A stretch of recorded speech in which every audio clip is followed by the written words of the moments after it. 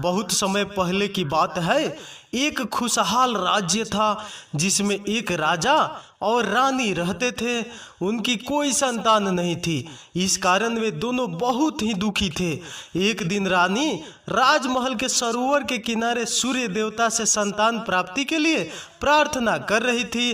तभी सूर्य की एक चमकीली किरण वहां पड़े एक पत्थर पर पड़ी और वो पत्थर एक मेढक में बदल गया। मेढक ने भविष्यवाणी की कि 1 वर्ष के भीतर रानी एक सुंदर बच्ची को जन्म देगी। मेढक की भविष्यवाणी सच साबित हुई और 1 वर्ष के भीतर रानी ने एक बच्ची को जन्म दिया। वह बच्ची बहुत ही सुंदर थी। उसके मुख पर सूर्य की किरणों के समान चमक थी। राजा रानी छोटी सी राजकुमारी को देखकर खुशी से झूम उठे। उन्होंने उसका नाम रोजामांड रखा। रोजामांड के जन्म की खुशी में राजमहल में एक बड़े भोज का आयोजन किया गया, जिसमें राज्य की संपूर्ण प्रजा आमंत्रित थी।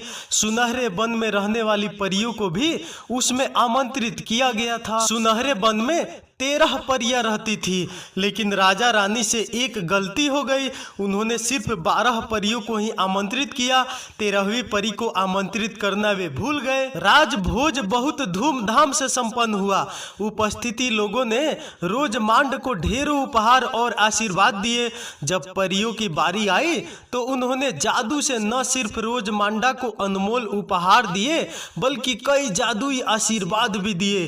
किसी ने बुद्धिमत्ता का, किसी ने सुंदरता का, किसी ने दयालुता का, तो किसी ने धन का आशीर्वाद दिया। यह सिलसिला 11वीं परी तक चलता रहा। अंत में जब 12वीं परी की बारी आई तो उसके आशीर्वाद देने के पहले ही 13वीं परी वहां आ गई। 13वीं परी राजा रानी द्वारा उसे राजभोज में आमंत्रित न किए जाने के कारण बहुत क्रोधित थी। अपने इस अपमान का बदला लेने के लिए उसने रोजमांडा को यह श्राप दे दिया। 16वें जन्मदिन पर रोजमांडा की उंगली में एक सुई चुभेगी और वो मर जाएगी। इसके बाद बिना एक शब्द कहे वो वहां से चली गई। 13वीं परी के इस श्राप को सुनकर राजा रानी दुखी हो गए। दोनों ने परियों से इसे समाप्त करने का निवेदन किया, लेकिन परियों ने उन्हें बताया कि दिया गया श्राप पूर्णतः समाप्त नहीं किया जा सकता। ये सुनकर वे और ज्यादा दुखी हो गए। तब 12वीं परी सामने आई। उसका आशीर्वाद अभिशेष था। उसने राजा से कहा, यह सत्य है कि 13वीं परी के श्राप को मैं समाप्त नहीं कर सकती, लेकिन अपने आशीर्वाद से उसे कम अवश्य कर सकती हूँ। उसने रोजमांडा को आशीर्वाद दिया कि 16वें जन्मदिन पर वह सुई चुभने से मरेगी नहीं, बल्कि 100 वर्षों के लिए एक गहरी नींद में सो जाएगी।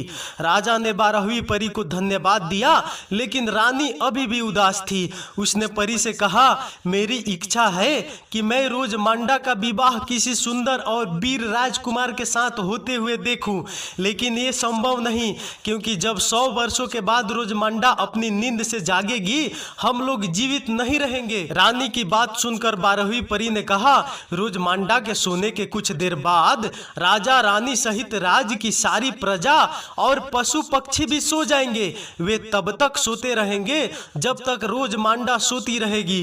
रोजमांडा की नींद तभी खुलेगी जब एक सुंदर सच्चा प्यार करने वाला राजकुमार उसे चूम लेगा। इसके बाद सभी परियां वहां से चली गई। 12वीं परी के आशीर्वाद से राजा रानी को कुछ राहत अवश्य मिली, लेकिन अब भी वे रोजमांडा के भविष्य को लेकर चिंतित थे। उन्होंने सैनिकों से कहकर राज्य के सारे चरखे और सुइयां नष्ट करवा दिए, ताकि रोजमांड उस दुष्ट परी के श्राप के प्रभाव से बच सके। धीरे धीरे समय बीतने लगा और रोजमांड बड़ी होने लगी। वह सुंदर, दयालु और बुद्धिमान थी, ठीक वैसे ही जैसे परियों ने आशीर्वाद दिया था। राज्य के सभी लोग उसे बहुत पसंद करते थे। वर्ष बीतते बीतते आखिरकार रोजमांड का 16वां जन्मदिन आ ही गया। उस दिन पूरे राजमहल को सजाया गया और एक बड़े भोज का आयोजन किया गया। शाम तक कोई अनहोनी नहीं हुई। बस रानी के पिता का पत्र आया कि उनकी तबीयत बहुत खराब है। राजा रानी अपनी विश्वास पात्र दासी डायना को रोजमांड का ध्यान रखने की हिदायत देकर रानी के पिता को देखने उनके राज्य चले गए। शाम का समय था। डायना रसोई में काम कर रही थी। डायना को व्यस्त देख रोजमांड राजमहल के बगीचे में आ गई और खेलने लगी। खेलते खेलते उसकी दृष्टि एक फूल पर बैठी बहुत ही सुंदर सुनहरी तितली पर पड़ गई। उस तितली को देखकर वह मोहित हो गई और उसे पकड़ने के लिए उसके पीछे भागी। तितली उड़ती जा रही थी और रोजमांड उसके पीछे पीछे भागी चली जा रही थी। अंत में वह तितली एक पुरानी ऊंची मीनार में घुस गई। रोजमांड भी उसके पीछे पीछे उस मीनार के अंदर चली गई। उस मीनार में गोलाकार सीढ़ियां बनी हुई थी। तितली का पीछा करते करते रोजमांड सीढ़ियां चढ़ने लगी। चढ़ते चढ़ते वह मीनार के सबसे ऊपरी हिस्से पर पहुंच गई। वहां एक छोटा सा कमरा बना हुआ था। उस कमरे में प्रवेश करने पर उसने देखा कि वहां एक बूढ़ी औरत चरखा चला रही है।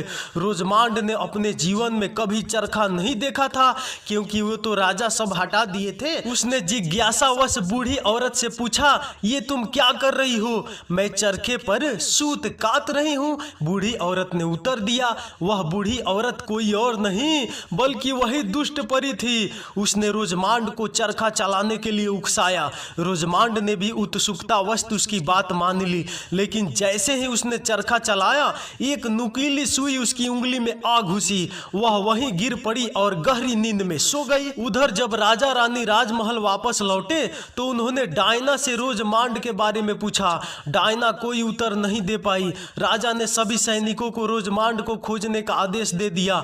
वे स्वयं भी रोजमांड को खोजने लगे। पूरे महल की छानबीन की गई, लेकिन रोजमांड कहीं नहीं मिली। महल के बाहर उसे खोजते खोजते वे लोग उस पुरानी मीनार में पहुंचे। वहां पहुंचकर उन्होंने रोजमांड को चरखे के पास सोते हुए पाया। वे समझ गए कि दुष्ट परी का श्राप पूरा हो गया है। रानी दुख के मारे जोर जोर से रोने लगी। राजा ने रानी को समझाया, कुछ देर में हम सब भी सो जाएंगे, इसलिए अभी रोजमांड को महल लेकर चलते हैं और इसे उस दिन के लिए तैयार करते हैं जब कोई सुंदर राजकुमार इसे नींद से जगाने के लिए आएगा। रोजमांड को राजमहल में ले जाया गया। वहां उसे तैयार करके एक खूबसूरत बिस्तर पर लिटा दिया गया।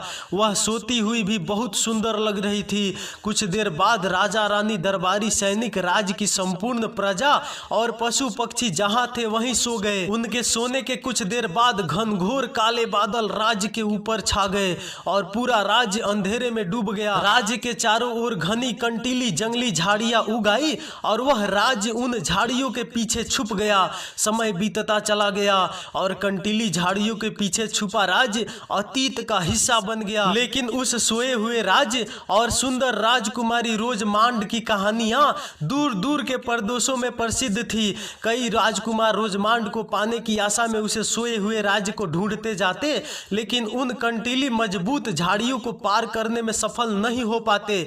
अपने इसी प्रयास में कई राजकुमार कंटीली झाड़ियों में फंसकर मर गए। धीरे धीरे राजकुमारों ने मौत के डर से वहां जाना छोड़ दिया। कुछ वर्षों बाद एक दिन इवान नाम के राजकुमार ने जब सोती हुई राजकुमारी की कहानी सुनी तो वह मन ही मन उससे प्रेम कर बैठा। उसने उस राज्य का पता लगाने का निश्चय किया।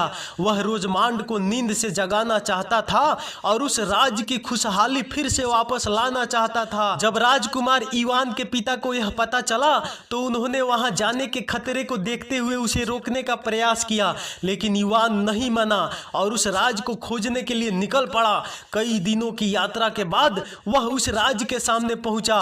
उस दिन रोजमांड को सोए हुए 100 वर्ष पूरे हो चुके थे। राजकुमार ने राज्य के चारों ओर कंटीली झाड़ियों का जाल देखा, लेकिन वह बहादुर था। उसके तलवार से सारी झाड़ियां काट दी और राज्य में घुसने का रास्ता बना लिया। वह राज्य के अंदर पहुंचा।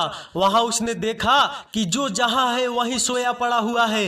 राजमहल के द्वार पर उसने दरबानों को भी सोते हुए पाया। महल के अंदर राज दरबार में पहुंचने पर उसने राजा रानी और दरबारियों को भी सोते हुए पाया। वह महल में घूमता रहा और अंत में उस कमरे में पहुंचा जहां रोजमांड सोई हुई थी। जब राजकुमार इवान ने रोजमांडा को देखा तो बस देखता ही रह गया। उसके मन में रोजमांडा के बारे में सुनकर जो प्रेम का बीज फूटा था वह और गहरा हो गया। उसने रोजमांड के पास जाकर उसका हाथ अपने हाथों में लिया और उसे चूम लिया। उसके ऐसा करते ही दुष्ट परी का श्राप टूट गया और रोजमांड नींद से बाहर आ गई। उसने अपनी आंखें खोली तो एक सुंदर राजकुमार को अपने सामने पाया। वह समझ गई कि वे वही सच्चा प्रेम करने वाला राजकुमार है। राजकुमार इवान ने रोजमांड के समक्ष विवाह का प्रस्ताव रखा, जिसे उसने सहर्ष स्वीकार कर लिया।